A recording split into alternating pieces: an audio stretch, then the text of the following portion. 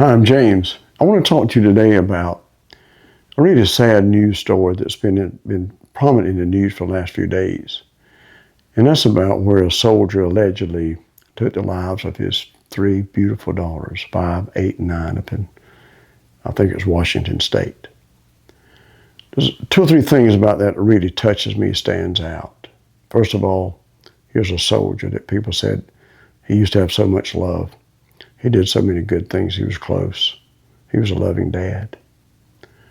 But he also suffered from problems, mental problems from his time in the military. I've had soldiers come to me a number of times and say, James, we really do need your work out there because the military can't help us. The military doesn't. They just don't have whatever that is to help us to charge our spirit. And we are none the same when our spirit's down. We can call it depression. I like to just say when our spirit's down, we start to see things differently. When we charge our spirit or recharge our spirit, then we see things differently. And that's why I say, if you can charge someone's spirit, you can change their direction. And it's true for us too.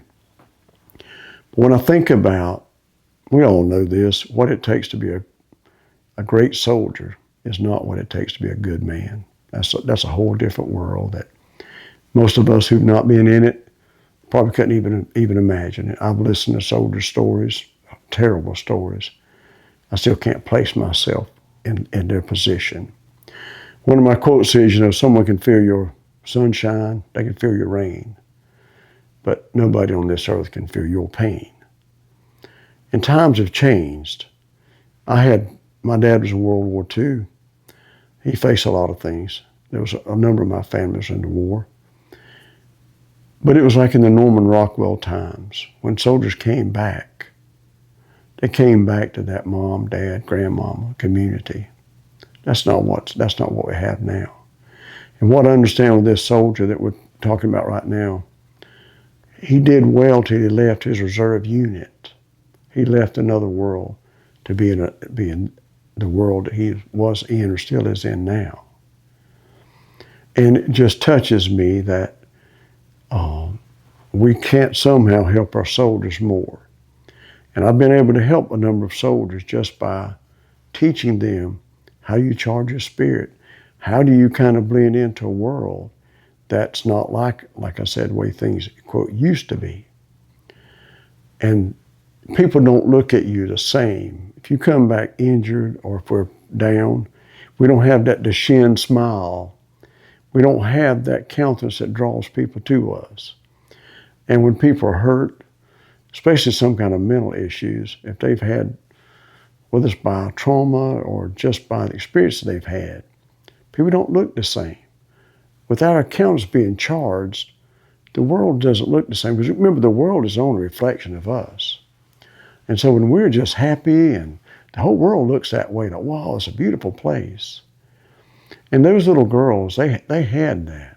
Those little girls had the most beautiful faces from the picture that I've seen. And nobody seems to be casting stones, at the father. And I'm sure that will come. You hear people say, well, we're going to put him in prison forever. But I just have a question, though. How much do we really gain putting people into prison who are already living in hell? I'm not sure we can accomplish a lot by doing that. Don't have the answers on that part. But what I do want us to do is to focus on charging the spirit of the soldiers. Because I've seen soldiers leave, come back, wife is gone, families, it's different. They don't come back to leaning moments. They don't come back to the house they left. They don't come back to the pet. They don't come back to all those things. And once their spirit goes down, as I've said many times, we don't see things the same. And we all know that. But I'll share a story with you. Just the other day, I met this couple walking by, and we waved at this couple. I didn't know them. They were sitting on the front porch of all things in rocking chairs. We waved at them, and in just a minute or two, how are y'all doing? And next thing you know, they just came off that porch and just made such a beautiful connection. There's a song that was just told, I was just told about this song by Pearl Jam. It's called Yellow Ledbetter. And the person said, you need to listen to the lyrics in that song. It was about a person walking by, or they see people on the porch and said, they don't wave. I don't want to stay. What's that? Think about don't want to stay. That really is a pretty serious line.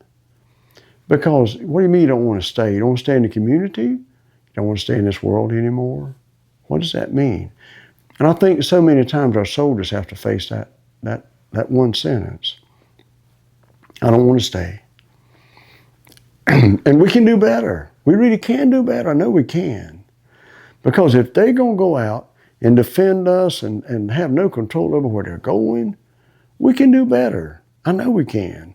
And I'm trying, but that's why I found the Leaning Institute. That's what the whole purpose is about.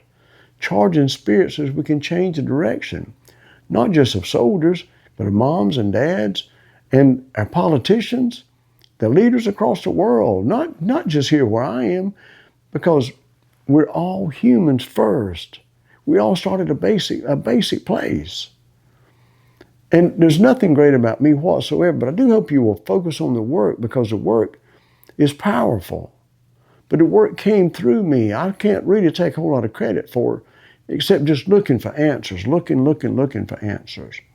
But I have created tools that the soldiers can use, but I got to get it into their hands.